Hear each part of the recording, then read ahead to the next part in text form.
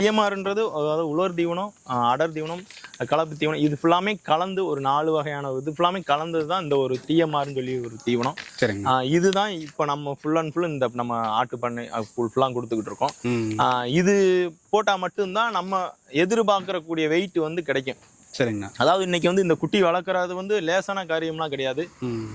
பலவுடைய கால சூழ்நிலைக்கு ஏற்ற மாதிரி நோய் மேலாண்மை வந்து வரும். சரிங்க. அதெல்லாம் நம்மளாம் ஈக்குவல் பண்ணணும் அப்படின்னா, அதாவது மருந்து மெடிசன் கொடுக்காமையே நம்ம வளர்க்கணும் அப்படின்னா, நம்ம இந்த மாதிரி டிஎம்ஆர் இந்த மாதிரி தீவனம் கொடுத்தா நம்மளுக்கு வந்து ரிசல்ட் நம்ம என்ன எதிர்பார்க்குறோமோ அந்த அளவுக்கு நம்மளுக்கு இருக்கும். இதே நம்ம வந்து பருப்பு ஐட்டம், அந்த மக்காச்சோளம், அந்த பொட்டு ஐட்டம் கொடுத்து வளர்க்குறனால ஒவ்வொரு குட்டிக்கு கரெக்டாக போய் சேரும், அது சேராமல் போயிடும். ஆனால் இந்த டிஎம்ஆர் வந்து கொடுக்குறையில வந்து எந்த ஒரு பாதிப்பும் வரதில்லை. அதாவது லைவாக அதாவது இயற்கை சார்ந்த ஒரு தீவனமாக மாதிரி கொடுக்குற மாதிரி இந்த தீவனம் வந்து இருக்கும்.